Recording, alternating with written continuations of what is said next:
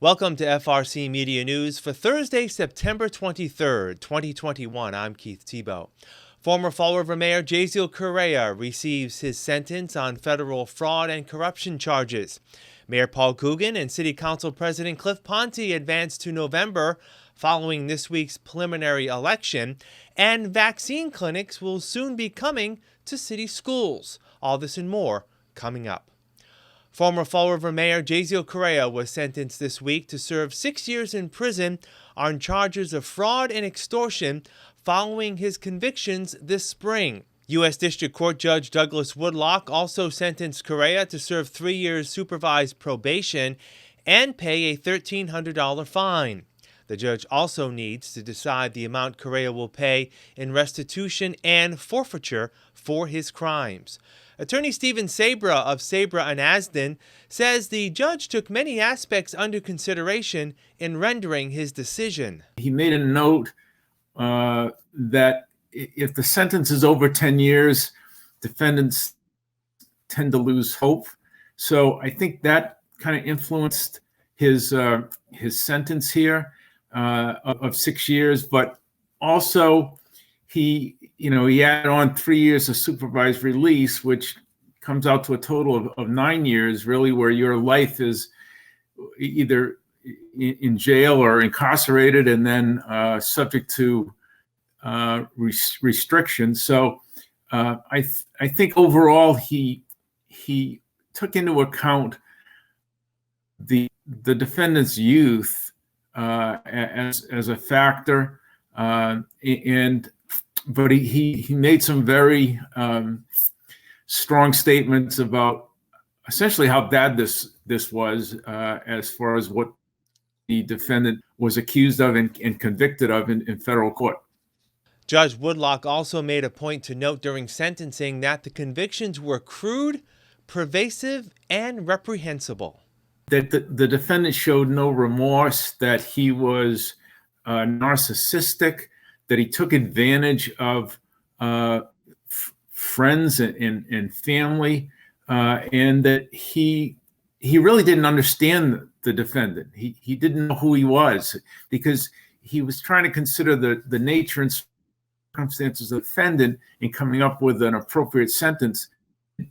He said that he didn't understand really who he was and why he did what he did, but he was very strong about the fact that if you can't trust public officials and you can't trust the government, then what do we really have?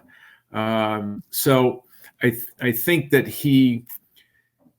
although he had acquitted the defendant on a number of those snow owl charges, that was part of his reasoning in giving the sentence that he did. On Monday, the judge acquitted Correia on 6 counts of wire fraud and 2 counts of tax fraud, claiming the prosecution did not fully prove those counts. Correia also has time before he starts serving his sentence, if at all. The judge gave the defendant time to self-report, and the judge said that in general, the Bureau of Prisons needs about 8 weeks to determine where the defendant will serve his sentence. So you're talking about 2 months from today where the defendant, I guess, potentially will be incarcerated. Now, the judge also talked about a motion for stay of sentence pending appeal. In other words, if that's allowed, then the defendant doesn't pending a decision on appeal.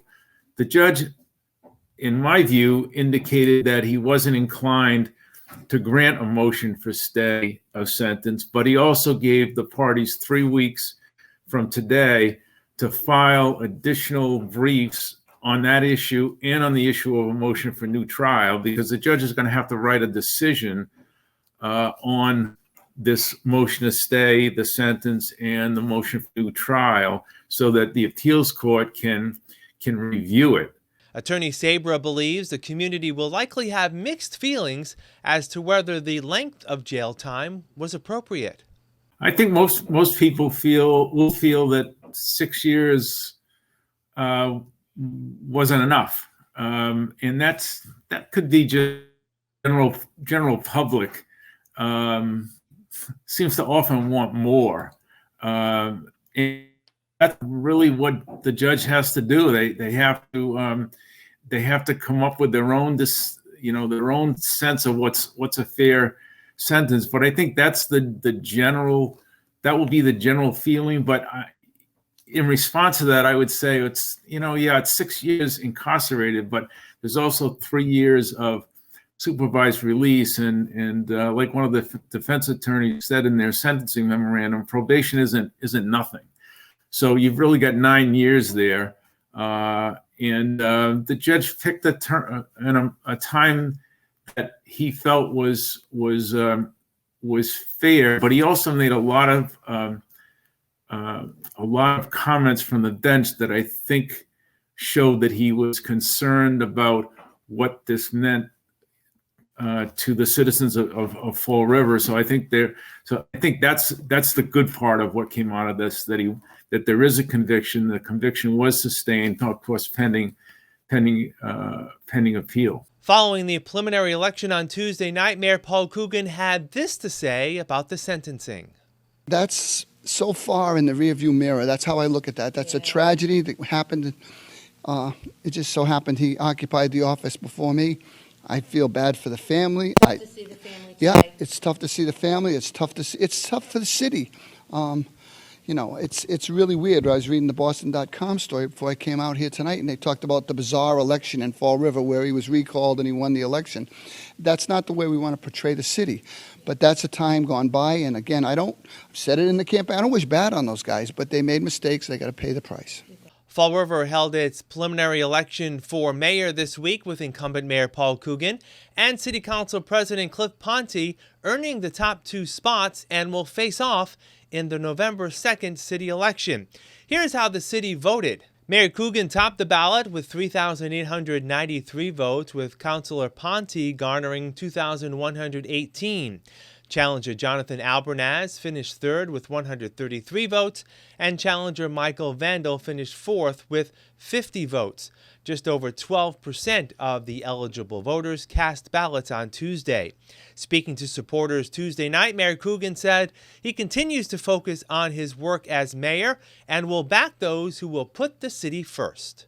We have one goal, and that's to make Fall River a better place to live for everybody, whether it's streets, schools, public safety, economic development. It all spins around making a more complete city where people are proud to live. And for too long, Fall River's been like the ugly stepsister, and we're not going to take that much longer. There are candidates out there that aren't as well known as some of the traditional politicians, may not have as much money as some of the traditional politicians, but their heart is in the right place. And if you let your heart guide you to help the city, then that's what we need in Fall River. I do not need self-serving people looking for jobs, looking for angles, looking for this, looking for that. They can go sit this one out. Let's get back to putting Fall River front and center.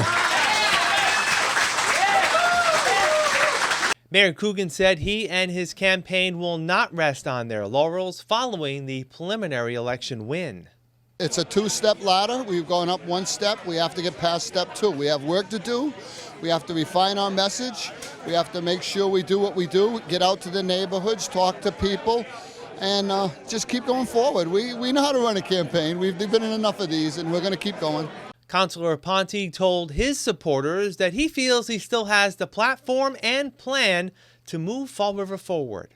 But I decided to take a risk, take a leap of faith, and run for mayor, because I know I can do a better job. And over the next several weeks, I promise the residents of this community and the people in this room that I will work even harder to reassure the residents of this community that around the 1,700 votes thereabouts that we're shy, that we will make up that ground on November 2nd and beyond. That's right. Yeah! And I am going to have a motto between now and November 2nd that there will not be any days off, and I need your help and making that happen. So if you can come on our No Days Off campaign between now and November 2nd, I would appreciate that very, very much. Councilor Aponte said that even though he finished a distant second in the election, there are still votes to be had. There's a lot of undecided voters in Fall River. The polling that we've done, the work that this campaign has done from internal polling, there's more undecided voters than there are people who are supporting both of the two candidates for office. So we really need to debate as often as we possibly can. Whether they drag out or not drag out, that's not the point. We need to make sure that we get out, we discuss the issues. People can decide whether or not what candidate has the plan and what candidate doesn't have the plan, and what candidate they feel is best to move this city forward over the next 2 years and beyond. I think that our message is going to be consistent. Our message is going to be clear that Aponte administration is going to be a determined administration that is decisive, has a plan to move this city forward, and we'll be looking at our strategy and our numbers and see where we're strong and where we're not, and we will make some adjustments. But I'm excited that we made it to the playoffs. Now it's time to go a little further in the playoffs. So, speaking to us following the release of the results, third place finisher Jonathan Albernaz was unsure whether this will be his one and only run for public office. I'm going to assess the situation on how the city's running, as well as the state of the government, how it's treating its people. And if I find that the government is mistreating its people as it has been, then yeah, I will run again. But it shouldn't be just me trying to correct oppression when it occurs. We all collectively have to recognize that we are free people and that the government should not be the ones dictating to us how to run our lives. Continue to stay with FRCmedia, as we will be providing opportunities for all the candidates to reach out to you, our viewers, between now and November 2nd. We'll be hearing from the candidates running for mayor, city council, and school committee. The latest now on the COVID-19 pandemic in Fall River as of last Thursday, September 16th. There were 249 new cases of COVID-19 in Fall River last week, up from 181 the week prior. The city now has 15,653 cases confirmed since the onset of the pandemic. On the vaccine front, 57% or 51,149 residents have received at least one dose of the vaccine, with just under 46,000 or 51% fully vaccinated. The easiest way to find out where to get the vaccine in Fall River is through its website, frvax.com, or by calling 833-8VAX-NOW. That's 833-882-9669. You can also visit the state's webpage at vaxfinder.mass.gov, and you can also dial 211. Fall River still lags behind the rest of the state in terms of the number of those who are vaccinated. The gap is a bit larger for those ages 12 to 15. In response, the city is holding a series of vaccination clinics at city schools over the next few weeks. The clinics begin on Monday at Doran and the Atlantis Charter School. On Tuesday, the clinic will be at Henry Lord, Wednesday at Durfee, and then next Thursday at Talbot Middle School. The following week, Morton Middle School will host a clinic on Tuesday, October 5th, with Cuss on Wednesday, October 6th, and Stone School on Thursday, October 7th. Tess Curran, Director of Health and Human Services for the city, says the clinics are open to all, with the goal to make it easier for families to get their children eligible to get the vaccine to do so. We wanted to reduce barriers. We wanted to make it easy for students and families, and really just give them an opportunity to have a vaccine clinic that most of them overlap with the school hours, so that there's an opportunity for students to go during school. If they take the bus or have commitments after school, there's going to be a time window in most of the schools that allow for the space to be utilized for a clinic while school is ongoing. Parents can expect to see more information on the school clinics in the next few days. The schools that we are going to be on site at, they're helping in terms of logistics and getting the room set up and allowing us to utilize the space. And then the schools are also pushing it out on their social media pages, the web pages. The Fall River Public Schools are going to be, having announcements read that are going to be discussing the clinics. Flyers are going to be going home in backpacks. We're also working with an outside organization to try and do some other radio ads. And also they're going to be giving us some multilingual flyers that will be distributed by end of day today, actually, for distribution throughout the school systems. Even though the school clinics are open to all, pre-registration through the city's webpage, frvax.com, is recommended.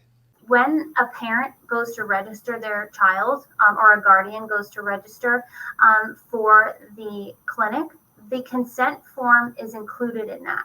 Because anybody who's under 18 is required to have a consent form, that pre-registration process has the consent form built in as well as the medical, history form. So it's going to be easier for families to take advantage of the online registration, as that way they don't have to fill out a paper consent or a paper medical history form. It's all built into that registration process. So it is easier for the student and the families if they can do it on the front end and pre-register for the clinics. Those receiving the vaccine at city schools will be eligible for free giveaways.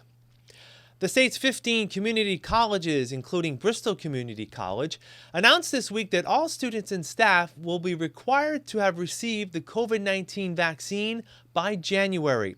Bristol President Dr. Laura Douglas tells us the requirement will ensure all Bristol campuses will remain safe. Once we learned of FDA approval for the Pfizer vaccine, it really gave us the green light to feel much more comfortable about a requirement.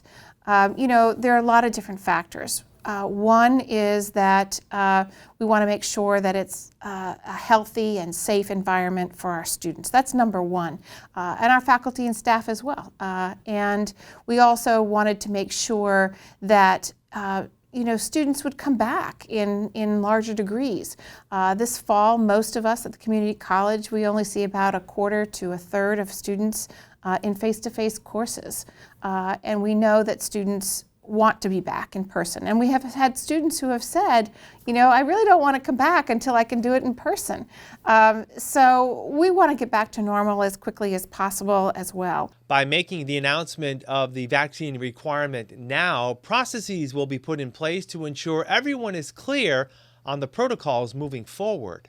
We need to make sure that we have things really tight in terms of the planning and the details and the implementation. Students will want to know, can I take all my classes online? Or which services could I get online? And which services can I get face-to-face? Students are going to want to know about any types of exemptions that might be available. And students who haven't thought about getting the vaccine that now are going to say, okay, I'll take the vaccine, have some time to research which vaccine they prefer. And we can recognize that if it's the J&J, you can be fully vaccinated in 2 weeks. But if it's Moderna, it's going to be much longer than that. It's going to be a 6-week process. So it takes time. There is definitely an amount of lead time to get all that into place. Dr. Douglas says she's already received inquiries from students on how the requirement will impact their status as students for next semester. We really want to make sure that we are not creating too many barriers for students. Students already have enough barriers. We want to continue to provide an accessible education to our students. And students who decide that they don't want to get vaccinated, they do have an option. They can take their classes online, and we will have many of our services online as well. So it's good that they will have a choice, and they will be able to work through their own preferences. We'll have more FRC Media News right after this. Here are some job descriptions on the latest hot jobs list from the Mass Hire Fall River Career Center. Associate Veterinarian. Fall River Animal Hospital, located at 33 18th Street, seeks a full-time associate veterinarian to maintain animal health by diagnosing, preventing, and treating disease and injury. Job number 154-80529. High school biology teacher. Argosy Collegiate Charter School, located at 263 Hamlet Street, is looking for a full-time high school biology teacher responsible for helping students learn about the origin, distribution, structure, and function of all living organisms.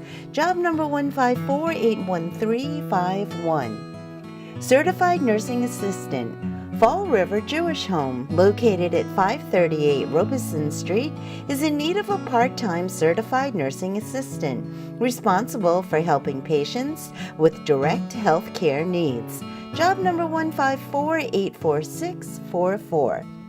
Tax Professional, H&R Block, located at 4171 North Main Street, is looking for a full-time tax professional.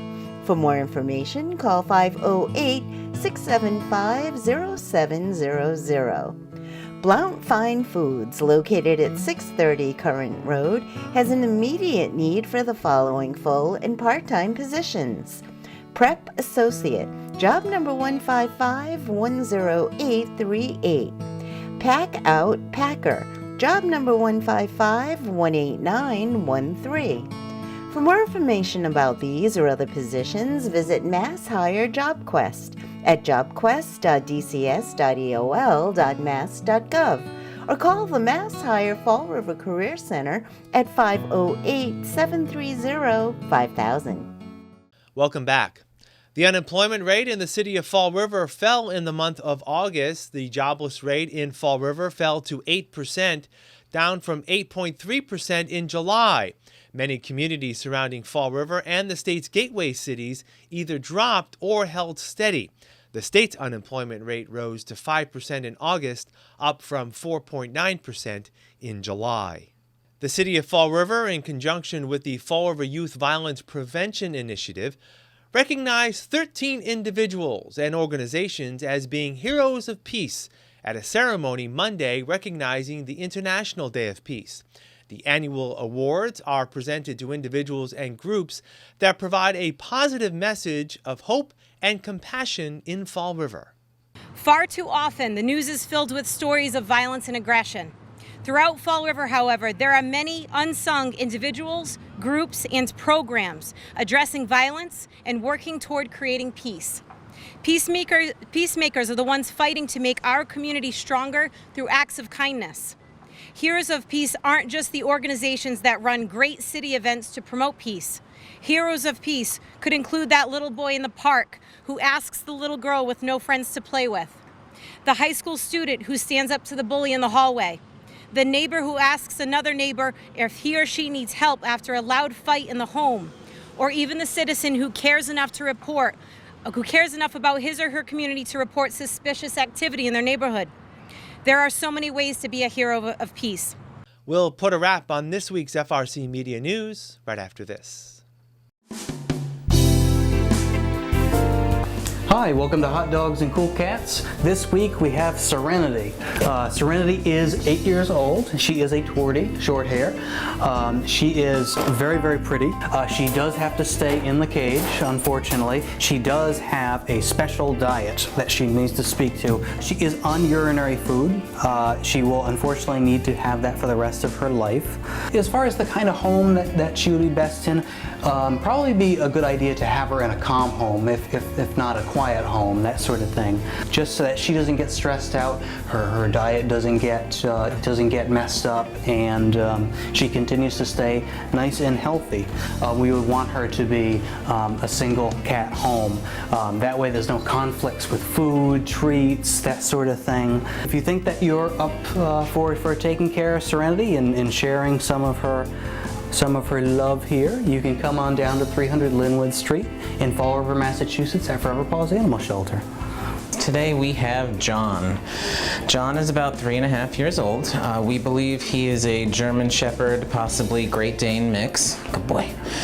So now we're just trying to find that really great place for John. As you can see, he is incredibly handsome, but he has a lot of energy. He's not going to be a dog for a first-time dog owner. You know, he definitely needs to go with an active family. He is one of those guys that we're going to have to see people walking him. He may not look it, but he is incredibly strong. Sit. Good boy. As you can see, he takes to training pretty well. So it's definitely something we would recommend continuing. Training is great for all dogs. John has a lot of personality to him. An active family with a very active lifestyle is going to be a good fit for John.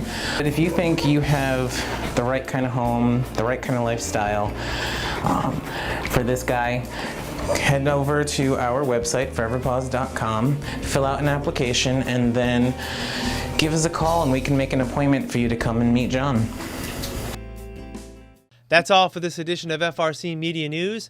Please continue to visit our website at frmedia.org for all the latest news and information. FRC Media News airs Thursdays at 6 p.m. and Fridays at 5:30 p.m. For all of us at FRC Media News, I'm Keith Tebow. Have a great weekend, and we'll talk to you next Thursday.